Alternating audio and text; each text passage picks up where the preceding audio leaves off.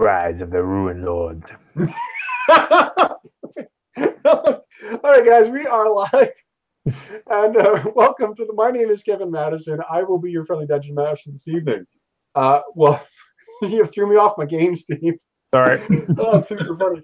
So welcome to the live from the Sword Coast podcast. My name is Kevin Madison, and I will be your friendly dungeon master this evening. We are all a little overtired because we've been talking for the last hour about gaming stuff before going live.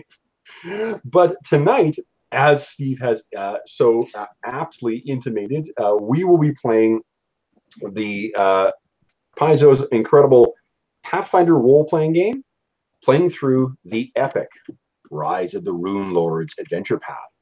And with me on session 4 for Rise of the Runelords are the 2 stars of Rise of the Runelords. First up, Jeffrey. Hey everybody, I'm Jeff, and I am playing Humongous Leafhand, your halfling rogue archer, played by Andrew Garfield. Yes. And Steve-O. And I am playing Elira, the half-elf wizardress, played by Brittany Murphy, whose Yes. life may end shortly again. Jesus. Yeah, the goblins played by oh no, it wasn't Heath Ledger. I was confusing characters there, or confusing celebrities. Okay, so let's hop into Roll20, guys, and then we'll talk about what happened last session and where we find ourselves. So I'm going to just log in here, and we'll do the camera dance again. Let's see. Which game? Yeah, that was Steve. I learned today that I can log into Roll20 from my phone. Ooh. That's not going to be good for my productivity. That is not a good thing. Okay, so we are in. Let me swap. Let's see. I'll turn my camera off. I'll share screens. Actually, I need to run to the washroom very quickly as well. And what I'll do is I'll leave you guys with the recap from last session. So here we go, guys. I'm going to set our stage here. Well, you know what? Hold on, I got to present to everyone. Present to everyone. I got to hit that. I got to hit that. I got to hit refresh. And I have our alleyway sort of set up here. Oh, it's refreshing. Run, you little horse. And boom, there we are. Okay, so let me review. So last session.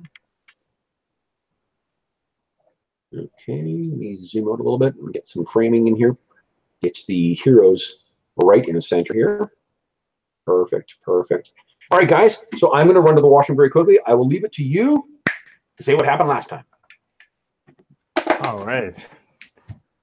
Well, color spray was highly effective last time. So we were at the, I can't remember exactly the name. It's like the Swallowtail Festival. Yep. And we were attacked by goblins.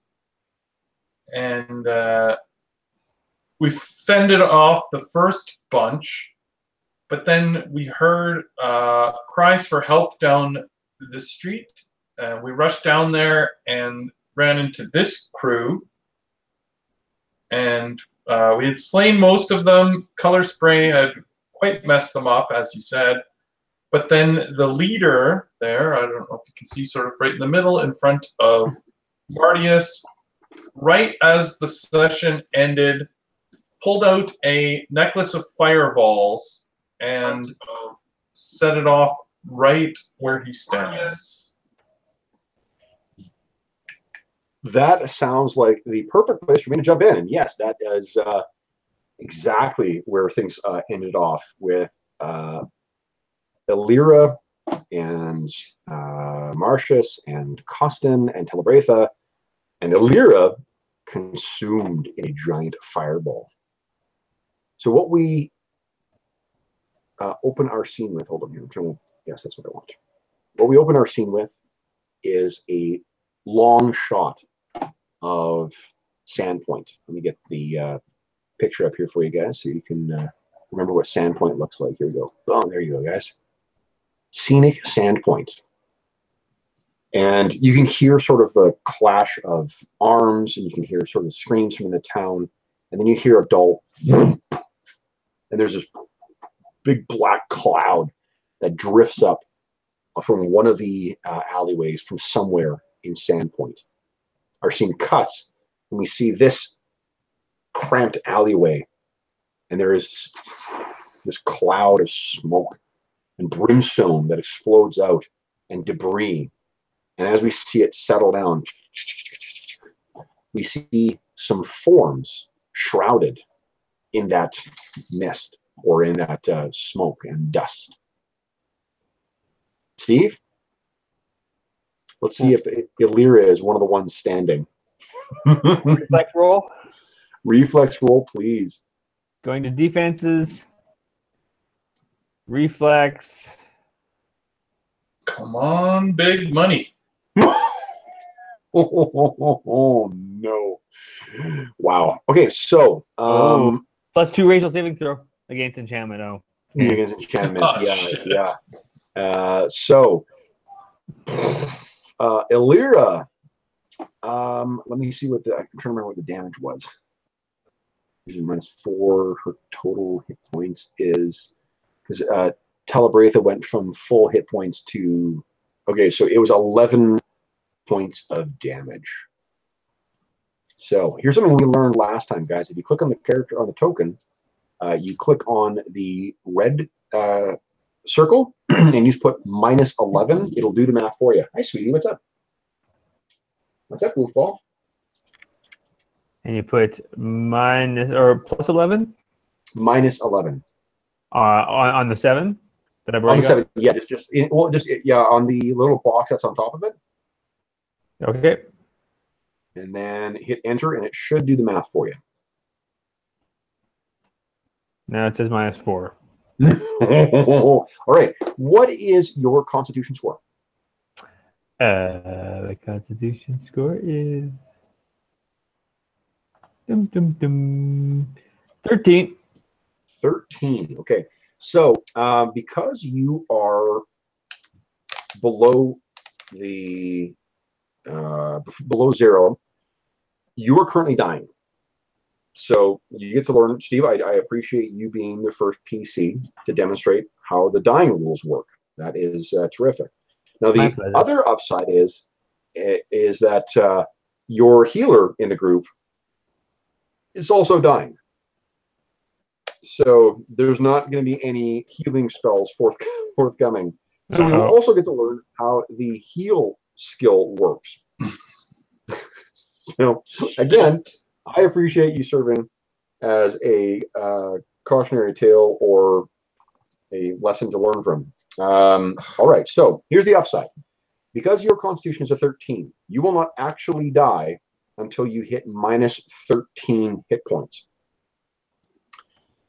You also have a chance of stabilizing each round. So you took a shit ton of damage. Marcius, did Marcius take no damage from it? Why did he take no damage? What's going on here? Maybe you didn't -11 him yet. Oh no, because he would have taken half. If you make the save, it's just half damage. Yeah, Marcius did. I didn't apply his damage, so half damage would have been round down as 5. There we go. Okay, so he got blasted. I did do Costin's damage. I did do Annabelle's damage, and I did do Talabratha and Elira. Okay, so next up is then, no, I'm trying to remember. I think, who was controlling Sir Marcius? Was that you, Steve? I was. Okay, cool. So you keep on doing that. So it becomes Sir Marcius's turn. The dust settles, and you see that your 2 female companions have been blown back and like bleeding and burned in the alley street or the alley surface. And this goblin who set off that horrific device is still standing there. And just as a refresher, guys, because it's been a week or two, this is what he looks like. Where is he? Where are you, you nasty little... Is that him here? Nope, that's not him.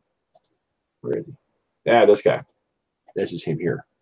Remember, because he was on the... Oopsies. Wrong button. I zig when I should have zagged, guys. Sorry. There you go. Boom. How's that? Oh, that disgusting goblin dog. So, it didn't take him out. His own thing. No, he was pretty. He was pretty tough. That's why I mean, goblins love explosions anyway. But yeah, and actually, it did kill the other goblins too. He's killed his allies. And I think we know what happened. Yeah, because last session we ended with you had some connection issues here, Steve-O. So okay. That's why we sort of like left it a bit with left it in a cliffhanger. Also, because I love leaving shit in a cliffhanger too. But all right, so Marcius, what are you doing? Here's one thing. So let me tell you what you can do in terms of stabilizing. So you can choose to try and make a DC 15 heal check as a standard action. That would allow you to make allow you to stabilize either Talabratha or Elira. The thing is it would require you to move, which would leave you open. No, you could do a 5-foot step. So you could do a 5-foot step and then get in range of Elira. He's kind of had a thing for Elira anyway, being the pretty blonde that she is. So right. it would be in fiction for him to try and die for her rather than to go to Talbratha right away. Sure. But I'm just trying to see if it draws an attack of opportunity. Hold on here. I actually remember to set up the DM screen. More in terms of revenge. He's sort of going, no! And then he's going to like sort of take his big sword and swing it. And then, do you remember his crazy power from last session? What was his crazy power? Remember his face went all like corpse-like and his eyes turned all fiery and he like stunned a bunch of the goblins? Yeah. How did he do that?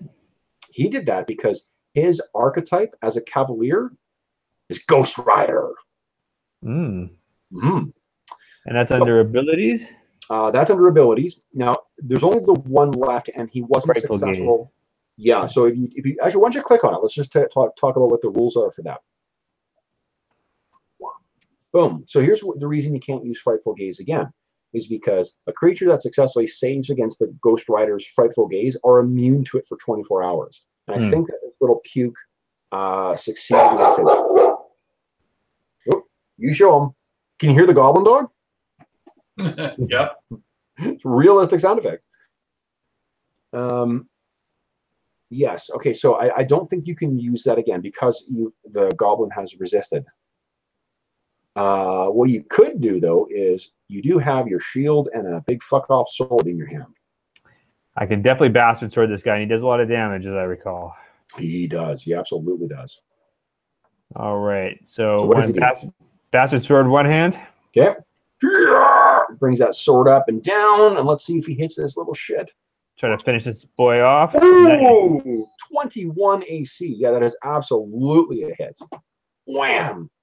You make this thing. Hey, so he's not quite down yet.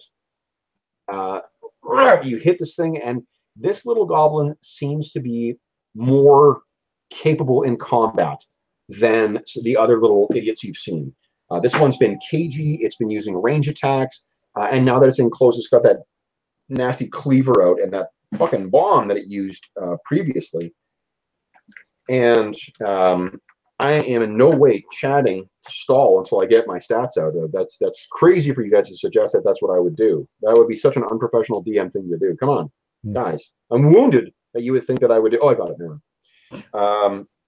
Yeah, so he's actually, you know what it is? That he's really cagey. Deeks and ducks and weaves out of the way. So you do connect with him and take a good chunk off of a thigh.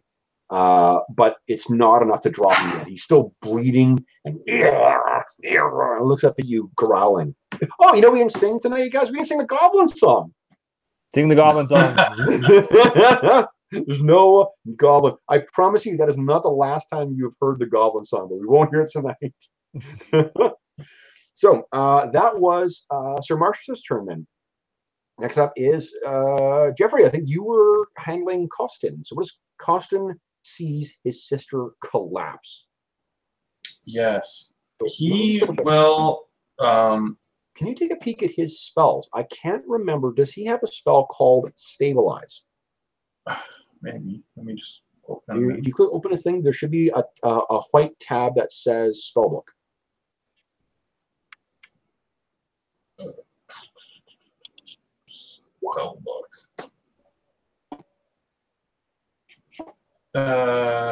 Create water, detect poison, purify, spark, magic fang, and entangle. No. No stabilizing. Shit. Okay. So but his skills. He does have heal. Okay. So it's a DC, it's a standard action, and it's a DC 15 to try and stabilize someone. Let me, because we're all learning the rules here, let me just quickly confirm that it is a standard action, not a move. Because if it's a move, then you still get some other cool shit to do. But let's see, where's this goes. So we're 15 minutes into the session, and I'm already fucking loving playing Pathfinder again. I am such a fickle man. Oh my gosh. All right. Yeah, it's a standard treating a wound, providing first aid, which is stabilizing, is a standard action. Yeah. So you, as a free, because if you have to take a 5 foot, you know what you can do. So if you take a 5 foot step, you cannot also sheath a weapon with it. But if you use your move action, and you're free to do that because you're not going to take any attacks of opportunity to move that 5 feet, you could throw your gun or your musket over your shoulder and then go down and do your standard action. Okay, sure. Yeah, that sounds perfect. Yeah, the reason I don't mean to belabor the point, but just that way you guys, I think that if we think of it in terms of, the action economy, it will help us remember how to do things in the actual game. Right. So he needs a 15 to stabilize? 15, yeah. Oh man, that's a tough roll. Okay, here we go. Ooh. So she's so hurt. There's no pulse, or it's very, very weak, and he feels his sister fading away. All right. What is Annabelle doing? Annabelle is attacking the goblin, I guess, in front of her. Yeah. So is just pet chimp smash. Yeah. Well, if she's not moving, just as a reminder, because this is something that she can do all of her attacks, right? Exactly, because they're natural attacks. She can do all of them. So holy shit, does not confirm crit, but still that's pretty shitty because you rolled awesome for your attack, and then, well, no, because you rolled a nat 20, that means you do max damage. Right, so that's the optional roll we're doing. So you actually do 4 points of damage with that first slam. Oh my god, that cracked this thing. Its head sort of jerks to the side, and it looks really fucking woozy. Do your next attack. And okay, so the bite is not good enough, but Annabelle has one more slam because there's a slam from each hand. Oh, it's a double. Oh, okay, it's slam. That's ×2. Yeah. Okay. Go. Oh, that's not. Oh, nat 1. Oh, what nat 1 brings. All right, here it comes. Fumble card. So the fumble, let's see here. That was a slam, so that does bludgeoning, or is a melee attack. Better to give. Your attack damages you instead. Oh no. Use your target's strength modifier. Well, here's the upside. So you've got 1d. How much damage does that do normally? The slam 1d3. So it normally does 1d3 plus 1, but the goblin's strength is 11. So that means you actually only take 1d3 points of damage. Would you kindly roll 1d3 for me? Yeah. So I think you miss him and then just smash your hand against the ground. She's so angry at Talabretha being injured. Oh, how do you roll a non-standard die? Just hit /roll d3. There we go. Oh, shit. That's where you don't want to roll high. No. Oh, no. Full damage. Oh. So she's down to 0. Oh, no. Now his pet is down as well. Okay, so remember that 0 is this bit of a weird zone where, like, you're not down yet, but if you take a standard action or move action, if you take a standard action, you take 1 point of damage and then you're done. Right. So this is sort of the last sort of like flurry of activity, and she's clearly torn open some of her wounds that were ready to collapse. It was a fractured rib that's now, or a cracked rib that's now a full fracture. Okay, so the next up is a costume is done.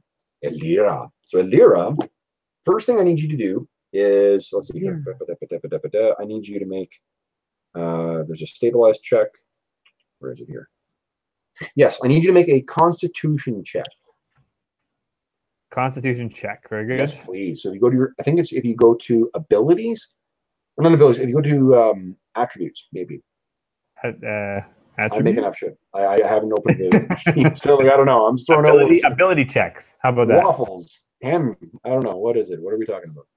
Hold on here. Which one is it that it would be on here? I'm taking a look at Elira here. Come on, Elira. Where is your... I found it. Okay, now hold on. Now this actually takes a penalty equal to your negative hit point total. Oh, then I guess I better roll again then. Yes, you can go ahead and roll again. Yeah, because you got wait. So effectively, it's a minus. What is your thing?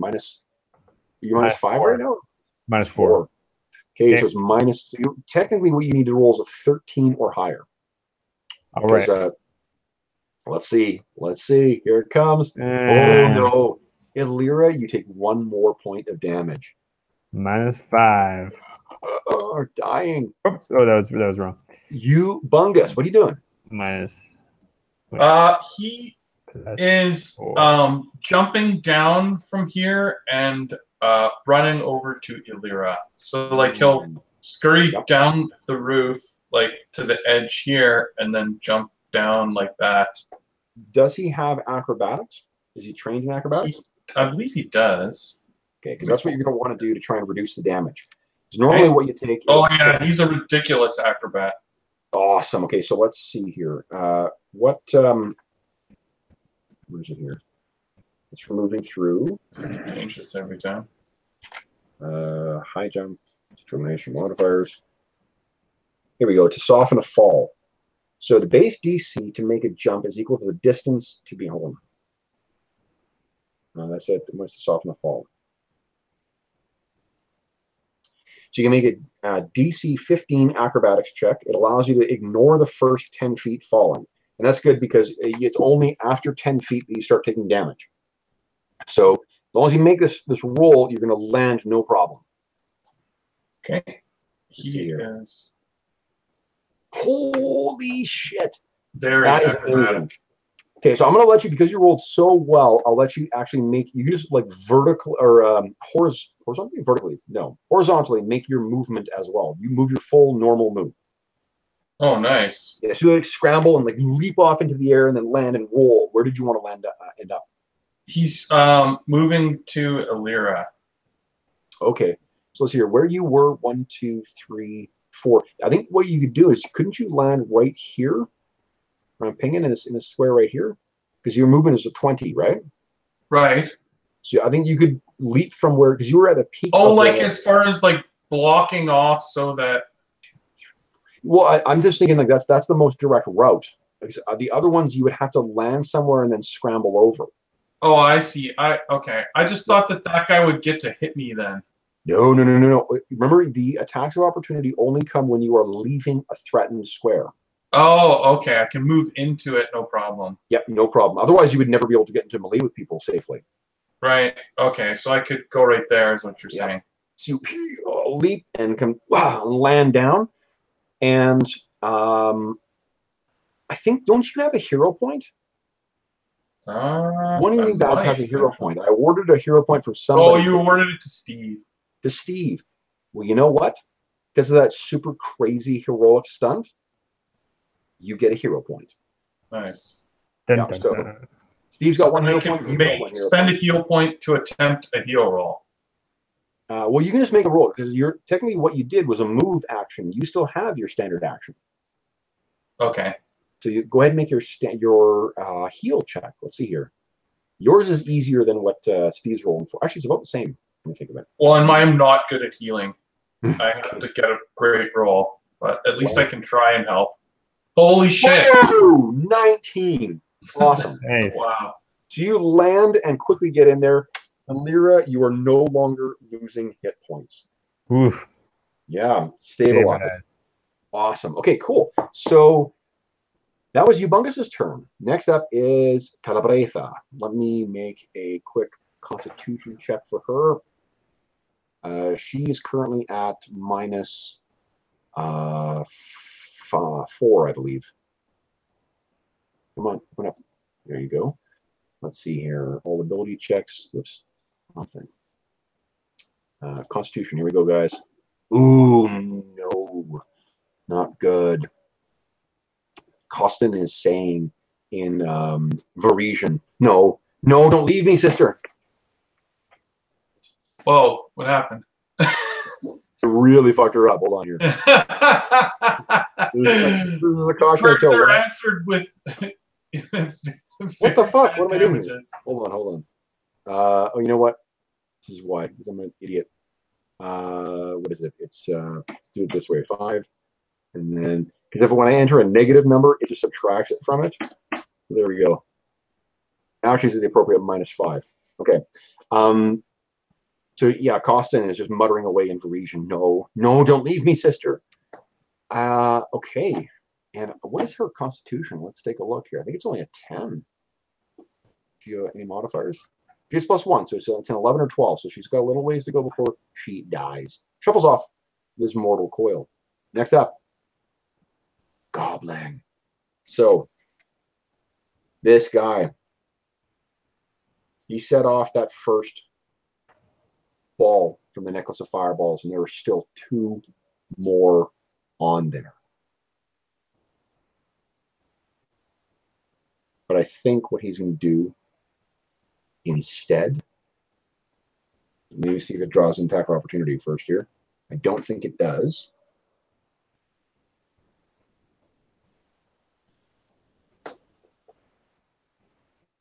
That is one thing that's missing from this, what do you call it, from the DM screen, is the list of actions as to whether or not they draw attacks of opportunity or not. I would have liked to see that on there. What I don't need on the character sheet or on the DM screen is the average treasure value per encounter. Like, who's fucking improving Pathfinder? But they know, I'm giving thought to how much money is available. But you know, right now, such a small fucking thing to pick on. Sorry, guys, I have just drawn a complete blank. What the fuck was I looking up? Something about, does he draw an attack of opportunity? Thank you. Yes, this is what having attentive players does. Is it engenders a lazy and shiftless DM. So, drawing. Let's see here. So consuming a potion. Pick up an item. Use. I think drinking a potion does actually. Pick up an item does draw enough attack of opportunity. Drawing a weapon, it does not. Drink a potion does. Ooh, shit, fuck. So he's got, you know what he'll do? Actually, he's going to use his move. So he's using a step. When that's not, as long as he doesn't use a move action, he can scamper back, and then he's going to quaff a healing potion because he is not feeling well. Hey, good roll though. My goodness. So he is feeling a little bit better now. You know what, guys? I think I might be cheating. Well, that wouldn't be a first. No, but because we said that the way that we're playing Pathfinder. Okay, if you don't perform any other kind of movement, what I thought I might be cheating on, guys, is that because drawing a potion is a move action. And I wasn't sure whether the 5-foot step was only allowed if you didn't move or if you didn't take a move action. It turns out it's only if you move. So for future, you can do this kind of bullshit move of scamper back, quaff a potion, and get ready to fuck up your enemies again. So that is it for our friend, the Gobbo. He's finished his turn, and there's no other goblins alive right now. Next up is Sir Marcius. What is Sir Marcius going to do? That goblin is just scampered back. You saw him, drink something that he had stored in his pouch from a little flask. All right. Sir Marcius yells, "Protect the girl!" and then leaps forward. Hey, Steve. Yeah. Before you do that, why don't you do one quick thing? Click on Sir Marcius's abilities, and then click on challenge. Yeah. I just want to point something out that another neat thing that Sir Marcius can do. Challenge. So, why don't you read it out for us, Steve? As a swift action, the Cavalier chooses one target within sight to challenge. The Cavalier's melee attacks deal extra damage whenever the attacks are made against the target of his challenge. The extra damage is equal to the Cavalier's level. Whenever an order of the Dragon Cavalier issues a challenge, his allies receive a +1 circumstance bonus on melee attack rolls against the target of his challenge whenever he is threatening the target. Challenging a foe requires much of the Cavalier's concentration. The Cavalier takes a -2 penalty to his armor class, except against attacks made by the target of his challenge. The challenge remains in effect until the target is dead or unconscious until the combat ends. Each Cavalier's challenge also includes another effect, which is listed in the section describing the Cavalier's order. Pretty badass. And you only do it once a day right now. What do you think? Is this challenge worthy? It's he's lost his cool. He's definitely sort of pulling out all the stops. So I think he's gonna challenge. Awesome. Yeah. So let's see here. That means you get +1 damage, and everybody gets +1 to hit in melee against him. All right.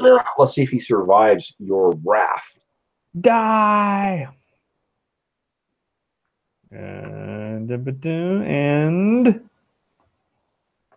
attack. One neat thing: if you scroll up in the feed, you can just click on the same attack, and it'll do it new for you. Oh. Yeah, something neat I discovered. Oh, no. You know what the problem is? Too many goddamn dead goblins. Yeah. You're staggering over these corpses of these goblins that are scorched and burned, their giant heads like lying on their side. One thing I never could stand about Sandpoint, all the damn goblins. That's really good. Oh shit! All right, so I had my. I knew I could always count on you for '80s movies references. That's Absolutely. So you are about like you cry out, or Sir Marcius calls out his challenge, and then levels his gaze against this nasty little goblin. He brings his sword up in a mighty arc, and he's stepping forward. It is going to cleave this thing in two, and then his foot twists a bit on one of the fallen goblins, and what would be a lethal blow hammers against the ground just a foot away from this thing. And it clearly knows the peril that it's in, because you have emboldened your allies against this. Next up is Costin. What's Costin doing? Can he attempt to stabilize his sister again? Absolutely, yeah. Give him first aid, yeah. So it's another standard action. Okay. So the nice thing with first aid is the DC doesn't go up, regardless of how close to dead the person is. It remains 15. Whereas that so close. He's really panicking right now. I guess Annabelle will attack. Okay, so if Annabelle attacks, here's the thing: is she is disabled right now. Oh, she's disabled. Oh, okay. So what she can do is she can either take she's got staggered condition, which means she can take a single move or a standard action. You can take move actions without further injuring yourself, but if you perform a standard action, you take 1 point of damage, and that effectively brings you down to -1. But she doesn't have a way of healing herself, so you can move her, and I think her move's like a 30. So if you want to try and move her, like say if you want to move her for flanking for Ubungus. Yeah, actually, I think that in her condition, so if she just moves one thing, then she's not more injured, right? Nope. No, as long as if she takes a move action, it doesn't. Because she's exactly at 0, so she's not dying. So her instinct is to move close to Costin. Love it. Okay, yeah, that works. So she's leaning up against him, and maybe it's more of like she's protecting her back or his back while he tends to his sister. Yeah, that could very well be. Okay. It's funny. This is a non sequitur, but every time I get back from a walk, as I'm getting the door open, Emmy always has her back turned and is watching the street.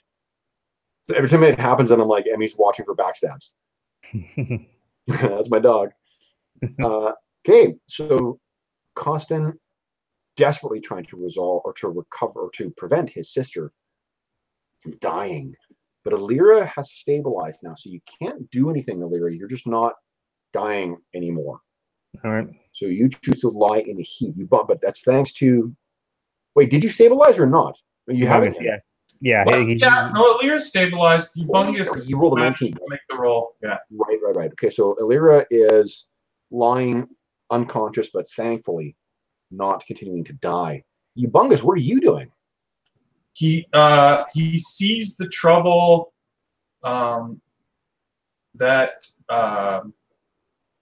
what's her name? Sorry, it's covered by the thing. Talabraitha's in, and after the luck that he had with Elira, he's feeling confident, and he'll step forward and try to help Costin. Okay, so you go scampering forward and you say, "Let me." Let's see here. And he will make a roll. Oh, let me change this again. Bum, ba-da-bum, bum, bum, bum. Bam. Oh. But it doesn't hurt her though, so that's good. So top O round. Talabraitha. All right, Talabraitha. Let's see here. Tala, don't die. Don't die. Con check. Did I click on it? What happened? I don't know what happened. Ooh. Yeah. Oh man, we There's might. one more, and we're playing this game. Oh, I did it again. God damn it. Instead of putting her at -6, I put her at -11. She's dead. Let's see here. +6. Yeah. Minus. I keep wanting to enter the number that it is rather than the math. Okay. She's one step closer. What is Costin's? He's a hunter? He's a hunter, yeah. So it's like a halfway point between a druid and a ranger. He's pretty badass. It's one of the classes, honestly, that I like. Each of the characters that you've got in here are classes that I really kind of love, and I thought you guys might enjoy playing as NPCs. All right. Yeah, for sure. Then it is the Goblin's turn. So what is Brunkel going to do, guys? This cavalier before him, this massive guy, played by Sam Shepard. No, not Sam Shepard. What's his name? Sam Rockwell. Sam Rockwell. Thank you. He stands before him. He has brings his dog slicer back. He's really wishing he could get a sneak attack off, but he doesn't think he can do that.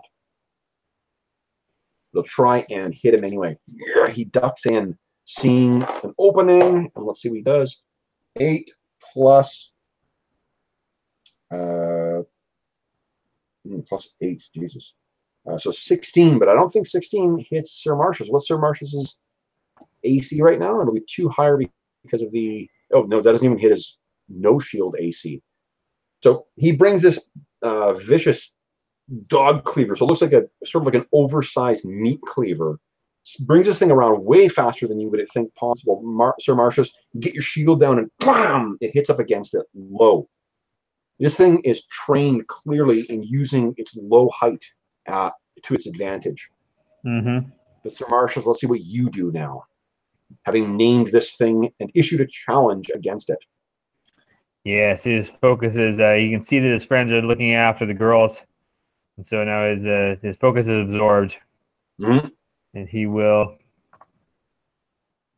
attempt to take this thing out. Okay. Brings that sword back, and then he stabs forward. Let's see what happens. Boom. Ooh. Oh. Come on. Oh. Brunkel is fast on his feet. And unfortunately, a 16. You come so close to getting him, but he ducks back, leans out of the way of your counter strike. He begins to try and line up another attack on Sir Marcius. Does who has the hero point? That is well, Elira has one, and what's his name? Humongous has one. Okay. So if and you guys, I'm okay with you guys spending hero points for other players if you want to. So the hero point is, let's see here. Hero points can be used to buy drinks for the DM, Right. or Who doesn't drink? So it's to act out of turn. If used before a roll, it gives you +8 luck bonus. If used after a roll, it gives you +4 bonus. I can tell you that a 20 AC, even for a fearsome-looking little goblin, is probably pretty high. So you could spend it to that, or you can re-roll the dice and to see what comes. What do you want to do? Do you want to spend that hero point? Ooh. They're a precious commodity. They are a precious commodity.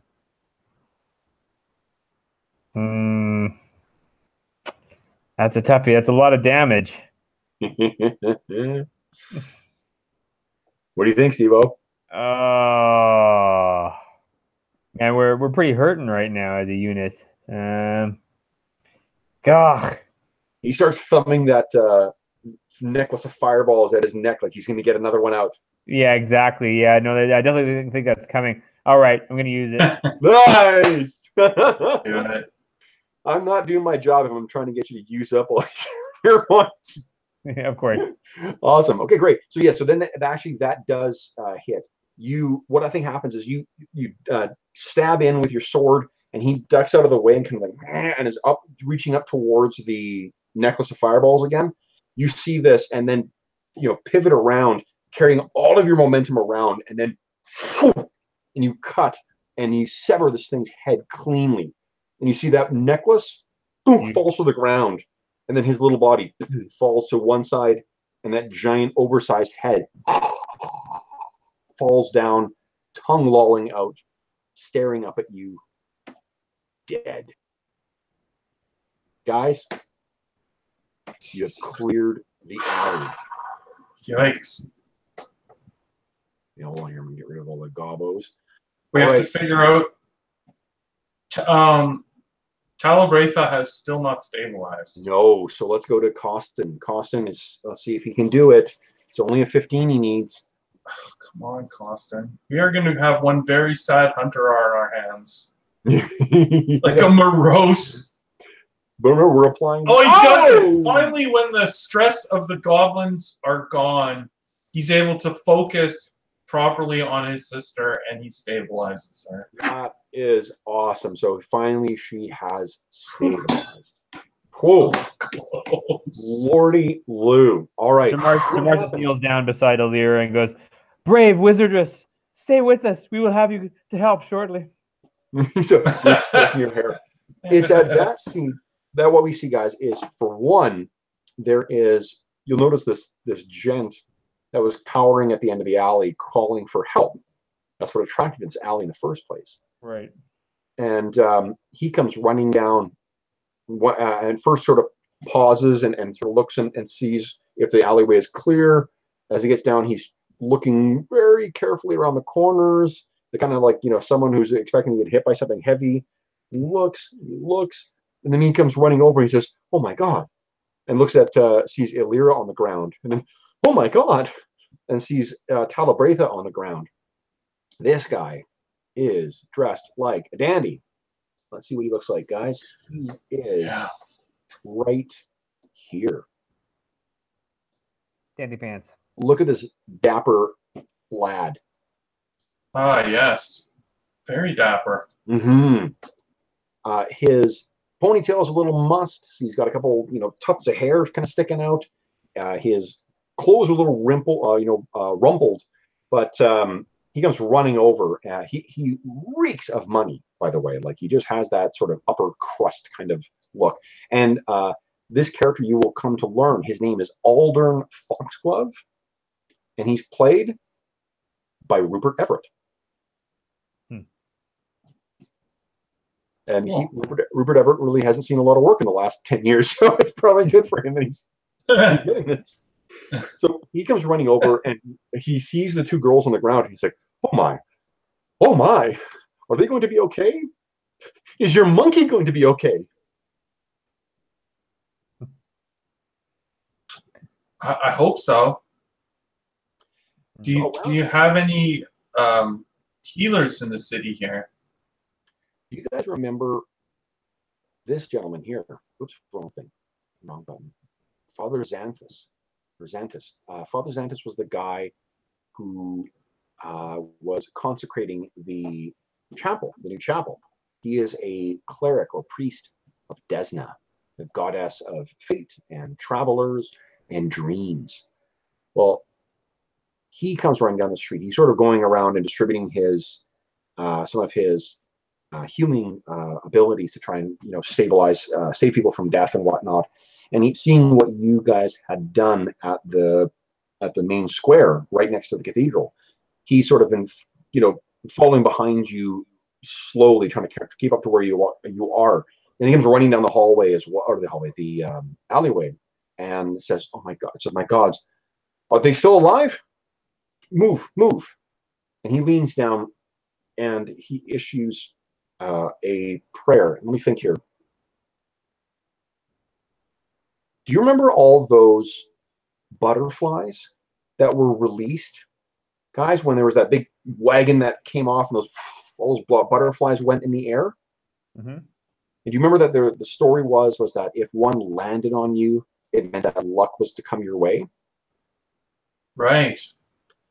What happens is as he comes down the alleyway, you guys look away and you see Father Xanthus making his way down. You look back and you see that there is one of those blue and violet butterflies on each of the women.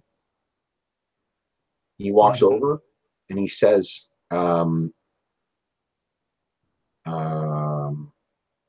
awake from dreams, and touches Elira. And Elira, you are healed. Whoa! Would you heal 9 points of damage, please? All right. Now, let me just double check something here. I want to see if, because I can't remember between editions what happens with healing.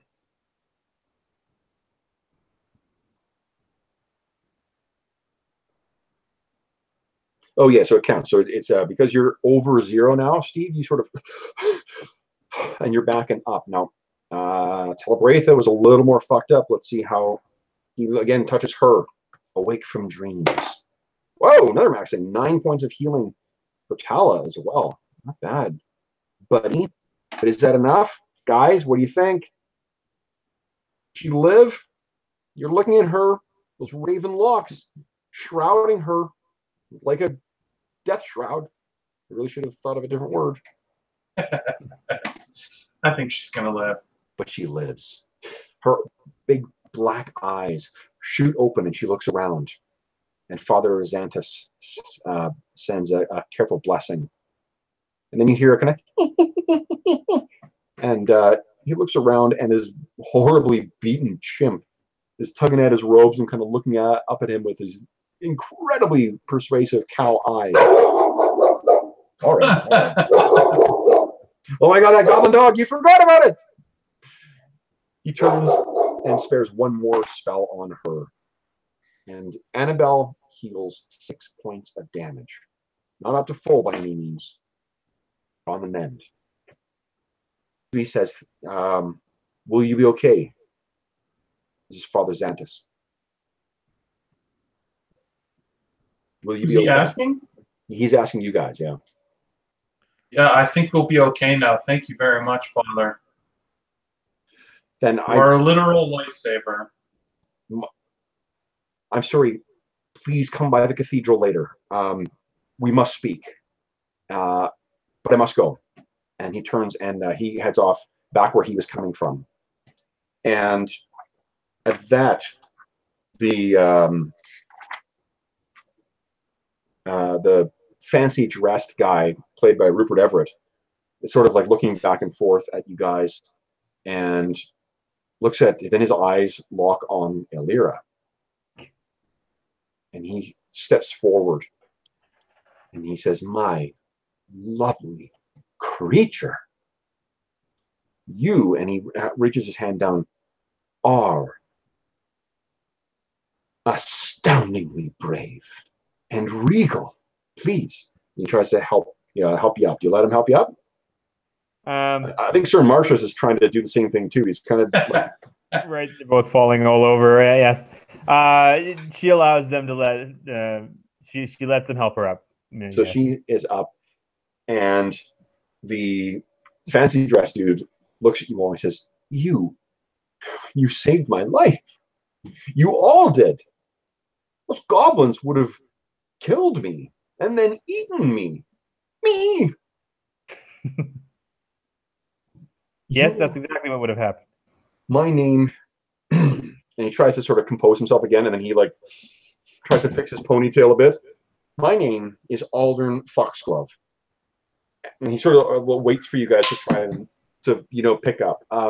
I know that you are trained in knowledge local, Ubungus. Why don't you give me a roll for that? I don't know if anyone else is, to be honest. So let's see if Ubungus makes a roll first. Pretty good. Oh, not a great roll. It's, I think, good enough for this. So the Foxgloves are one of the very wealthy and influential families in Sandpoint. Not one of the founding families, mind you, but one of the very influential ones. Right. He fixes his hair and says, how can I ever repay you? Let me answer that question for you first. I will answer you. My first way of thanking you will be money, because the Foxgloves have no shortage of that. And I am staying at the Rusted Dragon. That's actually where you guys are staying too, you may remember. Right. I am certain there are more fearsome and impressive acts of heroism that you must do, but please do not forget to track me down at the Rusted Dragon. Yes, we shall see you there. Yes, of course. And you can hear, so there's a bit of noise elsewhere in Sandpoint as well. What do you guys want to do? You sort of like you can escort him. I mean, like you could escort him back to the Rusted Dragon. He hasn't asked for that, but you could do that, I guess. You could like go back to the Cathedral Square. You can try and see if there's other goblins. You can just try and like hang out here until you're sure it's safe. What do you guys think? I think we should head back to the Rusted Dragon now and rest up. Can I make one suggestion, guys? Sure. And this is because you guys are such dedicated, story-faced players that you're overlooking the most elementary of dungeon crawler tactics. Guys. Oh, loot the bodies. Yes. Loot the bodies. Wait a second. So Alden Foxglove will make his way off and sort of swans his way down the alleyway, and he makes a point of shaking each of your hands and then kissing Elira's. Elira largely ignores him and then starts brushes past the boys and starts examining the bodies. So you're examining the bodies. Here's what you find, guys, is so on the Goblin Warriors themselves, there's really not much of anything. They're clearly, they've got those vicious-looking dog slicer things. They've got light wooden shields that are pretty burned and stink. And they wear. Do they wear any armor? No, they don't even really wear any armor. It's just clothes or gross hides they had on them. The War Chanter from before, though, does have some interesting stuff that you did not think to pick up, including a potion of cure light wounds and studded leather for his size. So the potion of cure light wounds is something that will be of interest for you guys. And then there is something called a Scorpion Whip, which I actually don't know what it does. It's something from Ultimate Campaign, but we'll look up what that does between sessions. But as for Brunkel, there is some stuff that may be of interest for you, Ubungus. Because you see, he has on him Masterwork studded leather. So just so you guys know what Masterwork is kind of like the tier between really incredibly well-crafted mundane items and magic items. So Masterwork studded leather, what it does is if you got a Masterwork weapon, it gives you +1 to hit with it. Not to damage, but +1 to hit because it's just so well-crafted and well-balanced and whatnot. Masterwork armor reduces the ability check penalty. So because they're fitted to move with your body better, the penalty that you get to skills like stealth and climb and shit like that is 1 less because it's Masterwork. And Jeff, yeah, small sized. Oh right, yeah, nice. It would fit you perfectly. Perfect. There is also a Masterwork dog slicer. That's that vicious looking cleaver thing.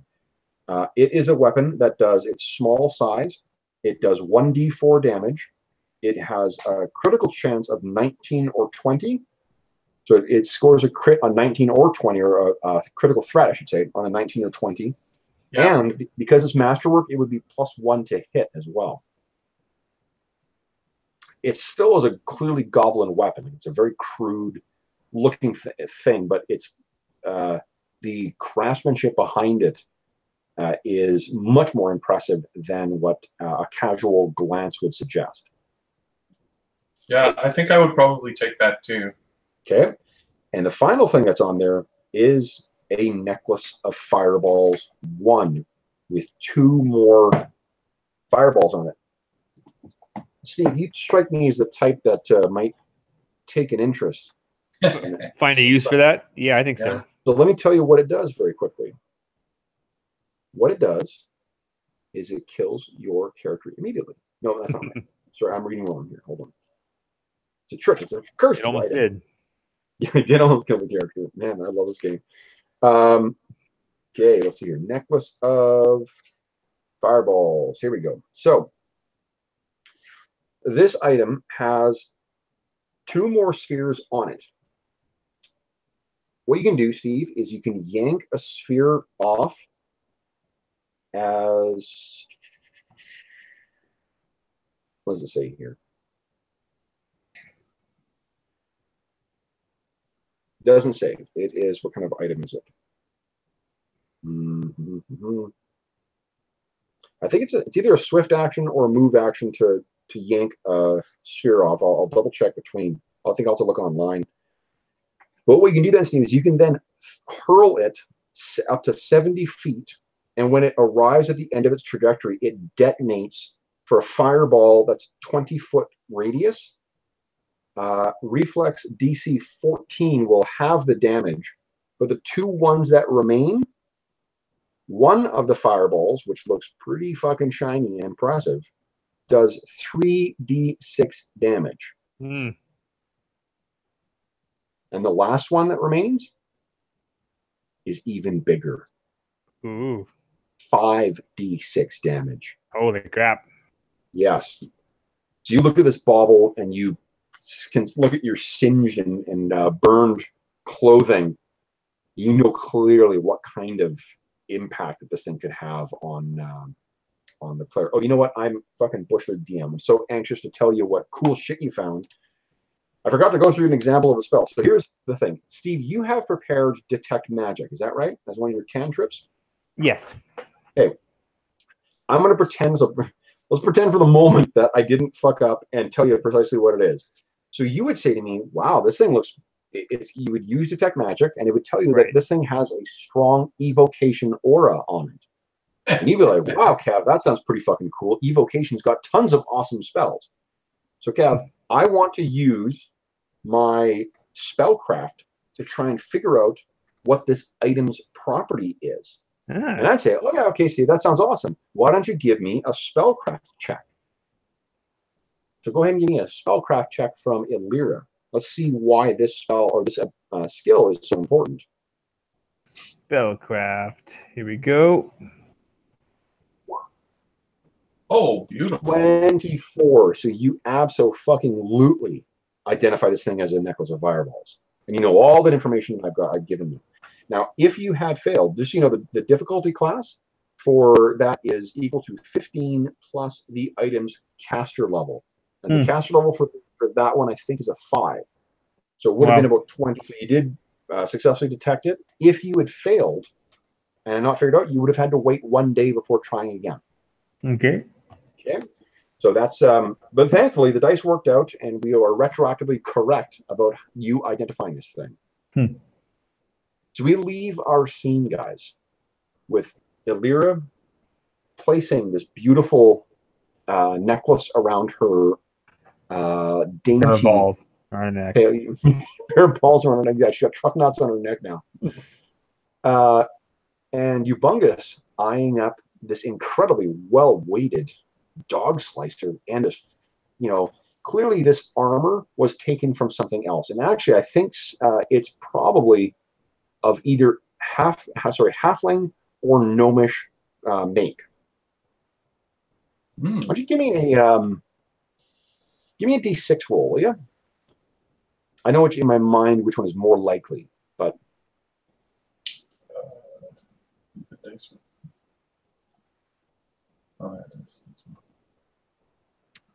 yeah, it's a halfling make. You can tell from the well, let me rephrase that. You can tell that it's not gnomish make, because gnomish make would have a very specific kind of like flourishes and stuff on it. So you think like, oh yeah, this is actually designed. It turns out they actually it didn't fit that goblin quite perfectly, because goblins have just a little bit more of a distorted and weird body than what the what halflings do. But this thing will fit very nicely on you once you give it a good scrub. Nice. So that is pretty much that, I think, guys. I think because we didn't spend the first hour fucking chatting. So we are only doing an hour-long session tonight, but that's where we'll leave things. And what I'll do in between is I will update your character sheets with this new fancy gear. And I will tell you that the Battle of Sandpoint is over. Whew. So let's see what happens and how the town responds to your heroics next session. So for those listening at home, 1 second, let me get out of this. Stop sharing screens. Boom. Log out of Roll20. Again. Boom. Turn my camera back on. Boom. So this game is an interesting exercise in sort of figuring out what women have to go through, and help with that. Last night I actually dreamt that I switched bodies with a woman. And is it really? Yeah, it was the weirdest dream. And then I was immediately like looking in the mirror, practicing facial expressions. I was like a man in a woman's costume kind of, but I was in a woman's body. And I was practicing my facial expressions in a mirror in order to sort of like try to look like a natural woman. Because I thought like, oh, my facial expressions are too masculine. People are going to figure it out. And then I was in a room, and I was just immediately subconsciously aware of all the guys sort of checking me out. You know what I mean? And I just ignored it. But anyways, I sympathize now a lot more with women. And I think this campaign will prove to be a very enlightening experience for you, because I think you already commented in like our first session when some male character responded to using a female character. You're like, oh, this is not nice. So. For those listening at home, thank you so much for joining us for session 4 of Rise of the Runelords. I apologize for it being only an hour session tonight, but unfortunately, I am a bit of a chatty Cathy when it comes to our pre-game sessions, and I didn't want to chew up like an hour of an actual session chatting about bullshit, really. So, as always, if you have any comments, questions, or concerns regarding the session, or if we fucked up any rules, please let us know so we can make sure we don't do it again. Otherwise, we will see you again in 2 weeks' time when this campaign continues. So thanks, and we'll see you again soon.